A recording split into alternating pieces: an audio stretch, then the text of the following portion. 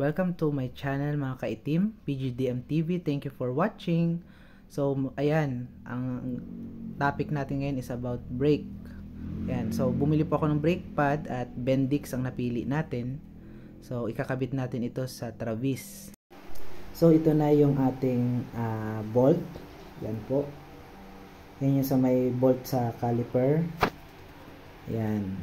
So, ito na yung ating rotor. Ayan. Yan yung luma. Ito po yung papalitan natin na brake pad, which is Akebono po ang stock brake pad ng Travis. So, yan po yung kanyang mga spacer niya. No? So, gagamitin natin yung inner spacer lang. Dalawa po yung stainless at saka yung metal.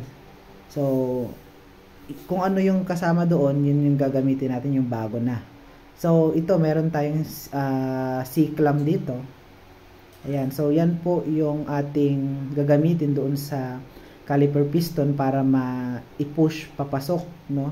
Kasi nakalabas po yan, so kailangang maitulak papasok ulit para mag-fit yung ating bagong brake pad. So, yung iba po, bumibili pa sa Shopee ng improvise yung fabricated, pero mas okay na po itong C-clamp kasi magagamit nyo sa mas maraming bagay ang C-clamp. So, ang brand nga pala ng C-clamp natin ay Wadfo, kung di ako nagkakamali, Wadfo. At nabili natin ito sa Shopee. So, ito po ay, kung di nagkakamali, 5 inches ang size ng C-clamp natin. So, ayan, ikakabit ko po itong C-clamp. Ayan, kinakabit ko na yung C-clamp na yan, kung inyo pong makikita. At para maitulak ulit papasok yung caliper piston. Sa mga patuloy pong nanonood, sumasabaybay, maraming salamat po. Tapusin nyo po itong video para makita nyo po yung mga tips at mga diskarte para mas madaling magpalit ng brake pad. So yan, so mas madali palang itaas na gano'n, no? Kung makita nyo po sa video, yan, sinisimulan ko na pong ikutin para maipasok pa loob yung piston. So wag nyo pong kakalimutan na gamitan ito ng steel brush, yung sa may side ng ating brake rotor. Tapos yung sa may surface niya naman po ay gamitan nyo yan ng liha, no? Linisin. Tapos gagamit po tayo dyan mamaya ng brake paste, no? Which is, ang gamit ko po, makikita nyo mamaya sa video, ay Lubrigol. So yan, itulak na po natin. Yung pisngi po ng caliper piston ay lalagyan po natin yan ng brake paste para maiwasan natin or malesen yung friction. So ayan po, ayan na. So linisin natin. So yan na po yung brake paste natin or sinatawag na brake compound. At ito po yung mga spacer ng ating brake pad. So punasan nyo po yan kasi yan po yung luma. May mga dumi po yan na dapat matanggal para sa ganon ay malinis po na malagyan ulit ng panibagong brake pad or brake paste. Ayan, so nilinis ko na rin po itong luma, pero may kasama pong bagong spacer ang Bendix, which is mas maganda po yun kasi mas malapad siya. So yun na lang po yung gagamitin natin mamaya imbis itong bago, pero lilihain ko pa rin po ito, itatabi ko na lang para in case may extra tayong magagamit next time or kung may mapaggamitang iba. So ayan po, pinupunasan natin. Ayan, so itabi na natin. So bubuksan ko na ito. Ayan po yung ating bagong brake pads, which is Bendix. At makikita nyo mamaya sa video kung ano pong or ano bang tawag dito, model. Sabihin natin yung code ng brake pad para pag bumili po kayo through online or sabihin natin sa mga bilihan ay alam nyo na po yung code na sasabihin nyo para hindi na po sila mahirapan na maghanap pa. Okay, so ayan po, kung inyong makikita, nilagay ko itong stainless at saka yung isa, pero ito na po ang gagamitin natin mamaya, yung bakal yan. So yan, mas maganda po siya, mas malapad. Kung halimbawa katagalan po ay maaring kalawangin yan, pwede po natin ibalik din pag nag-brake cleaning tayo ulit itong stainless, no? So i-fit natin nga, tingnan nga natin mamaya, pero mamaya po ay yung ano na rin lang ang gamitin natin, yung luma. So yan, kung inyo po makikita, nilalagyan ko ng brake compound or brake paste yung ating brake pad upang sa ganun ay maiwasan po yung masyadong friction, less friction. Nakakatulong po kasi iyan kasi kapag wala pong hindi natin lagyan ng lubrication yan kahit unti, ay yan po yung nagiging sanhi ng mabilis na pag-init at maliban pa po doon kung hindi man iinit ay yan po yung maingay, no? Maingay kapag tayo po ay nagbi-brake or sabihin natin ay parang hindi po smooth yung braking niya kasi masyadong pwersado, no? Wala po naglubricate doon sa mga pagit-pagitan niya. So kung inyo po makikita ay na buo na po natin, yan. So lalagyan ko po ulit ng brake paste, yung mga gilid-gilid niya, yung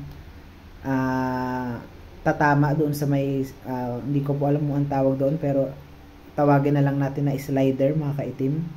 At yan po, yung spacer din natin ay lalagyan ko rin po yung outer niya para sa ganun ay meron pong lubrication. So ipapakita ko po sa inyo mamaya-maya lang, unting hintay lang po na ikakabit na po natin, na kakabit natin yan. So ito na po siya.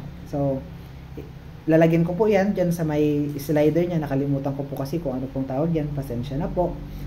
Then nilagyan ko rin po yung sa taas para sa ganun po ay meron po siyang parehong lubrication.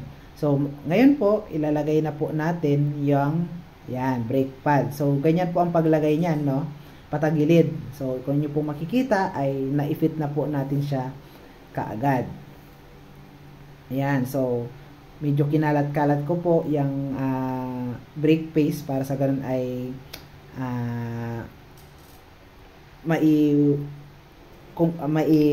anong tawag dito?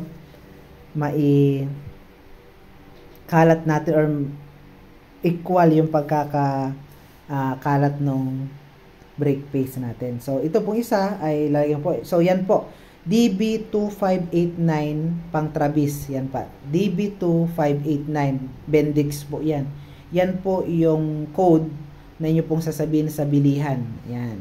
So ito pong ginagawa natin ay ito lamang po ay sabihin natin suggestion, tips na pwede ko pong ibigay sa inyo. Hindi ko po sinasabi na ito rin yung gawin nyo o ito yung bilhin nyo. Pero ito po yung mga pwede or maaari po or recommendation na pwede ko pong ma-recommend sa inyo sapagkat sabi nga nila ay yung experience, no? Yung sabihin natin, yung feedback natin is the best na sabihin natin na pwede nating i-share kasi nasubukan na po natin. Ayan. So, pag sinabi pong subok ay ibig sabihin ay may tiwala po tayo dito sa mga brand na ito, which is Bendix ay maganda naman po talaga. So, sa kabila po, ikakabit din natin, magkabilaan na po yan. So, mga kaitim, papaalala ko po, kapag nagdi-DIY kayo, do it yourself, ay palagi pong presence of mind. Yung bolts po natin, yung pinakita ko po kanina sa unang part ng video ay, huwag nyo pong kakalimutan na sikipan yan, no? Saka po yun, yung pinindot-pindot ko po na may rubber, kung inyo pong nakita kanina lang, ay natatanggal po yan at lagyan nyo rin po yan ng brake paste kasi kapag natuyuan po yan, hindi po yan kusang bumabalik at nag-i-stack up po yung brake natin. So yan po, sinisikipan ko na. Ang gamit nyo po dyan ay number 12, no, na wrench, no? Back wrench po ang gamit natin dyan. Ayan, or sabihin natin ratchet, pwede rin po number 12. Okay. So kapag nagpapalit po kayo ng brakes na ganito, kung wala namang nangyaring sabihin natin leakage o napasukan ng hangin, ay wag na po kayong mag-bleed, okay na po yun. As long as yung level po ng brake fluid doon sa loob ay nasa normal level po, no? Which is mostly po kapag ano kayo ng ganyan, nagpipress kayo, minsan po ay tumataas yung level ng brake fluid, kaya bantayan din po natin yun kasi baka mag-overflow po yung ating reserve. So ayan po yung luma, ayan, itatabi na natin yan. At ito naman yung sa kabila, no, sa left side, sa may driver side, isusunod na rin po natin gagawin yon. So, yan po ang itsura ng brake rotor ng ating Travis. At ayan po, ang gamit ko po ay 3-tonner jack at saka po jack stand for our safety, no.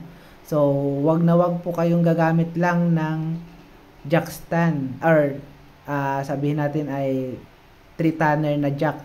Ayan po, 5-inch ang gamit natin na Wadfau na C-clamp. Ayan, Wadfau. Ayan, baka naman. Okay. So, medyo mas mura po yan kaysa sa ibang brand. So, yan po ang napili ko. Okay naman po siya. Wala naman pong sudden, sabihin natin ay problema sa brand na yan.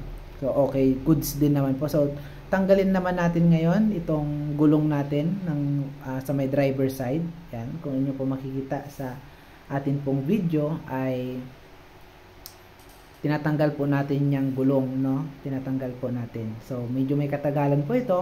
So, ang ating pong Travis ay 2021 model.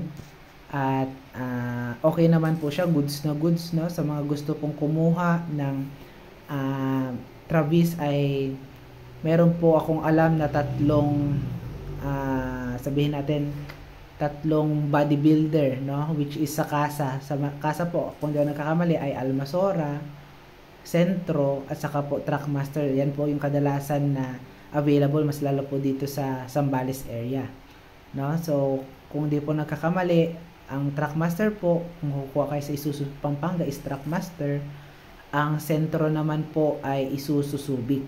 Ayan. So, sa masusunod po nating video ay i-share ko rin po, no, kung ano po yung mga code or sabihin natin model ng mga sabihin natin cartridge ng or sediment or element ng fuel filter. Ganun na rin po sa ating oil filter. Para sa ganun po ay kapag bibili kayo ay alam nyo na po kaagad, no, kung ano po yung code na bibilhin nyo. For halimbawa sa Vic, no, sa ating pong L300, dun po sa isang L300 ang code po noon oil filter noon, kung di po nagkakamali ay C306 sa Vic, no. Ayan, so dito na po tayo. Ito na po yung ating sa driver side, no, na brake rotor. So, kakalasin po natin din yan. Lilinisin po natin. I-steel brush natin yung gilid niya, tuktok niya. Pero, ingat po sa pag-steel brush kasi baka matamaan nyo yung mga rubber components at magkaroon po yan ng punit. So, kung inyo pong makikita, ayan, mahalaga po ang maintenance ng sasakyan, lalo po sa brakes. Huwag po kayo magpapabaya kasi yan po yung pinaka safe, no, safety natin sa ating sasakyan. Mahirap pong mawalan ng preno. Ganun na rin po na sa gulong, i-check nyo rin po yung mga gulong for cracks or sabihin natin uneven surfaces, kasi minsan pag naitatama natin sa gutter, yung sidings niya ay nagkakaroon po ng bukol yan. At kapag nagkaroon na po ng bukol ay palitan nyo na po agad, sapagkat ang ibig sabihin po ay damage na yon at delikado na po yun ipang biyahe, lalo na sa long drive at sa mga high speed na takbuhin, baka masabugan po kayo ng gulong. So ayan, tinanggal ko na po, kung nyo makikita, in-steel brush natin, ayan. At maliban po sa pag-steel brush at pagliliha, dapat po punasan nyo po yan pagkatapos or hugasan. Yung iba po hinuhugasan, sinasabunan pa kung tutuusin, para sa ganun ay matanggal po talaga yung mga alikabok, no. Yan, dahan-dahan po, ayan, ayan. Yun po makita ang alikabok, di ba? Kitang-kita po sa video. Okay, so gagamitan po natin ulit to ng C-clamp. Ipipress natin ulit papasok yung brake piston or yung caliper piston. Inyo po makikita ay dahan-dahan po siyang pinipress. Ayan, wag pong bigla din, dahan-dahan lang, paunti-unti. At tingnan nyo po kung maganda yung pagkalapat nung C-clamp, no? Wag po basta-basta na mag-press kasi baka ang tamaan po ay yung rubber at mabutas, no, yung rubber boot or yung rubber seal ng ating piston. Okay, so ayan po, punasan nyo po for yung mga dumi, punas-punasan po natin yan. Yan, Yan po, lihain,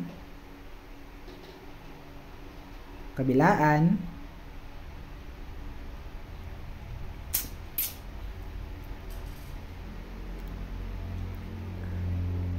okay, so binibigyan ko po kayo ng mga idea na pwede nyo pong gawin, or even kahit hindi po kayo gagawa, at least kapag nagpa-service kayo, 'di ba? Alam nyo po kung ano po yung kung paano ginagawa ng mga gumagawa, at syempre kung mabantayan nyo naman, makikita nyo na kung tama ba yung ginagawa nila o hindi. Pero syempre, dapat po kapag nagpagawa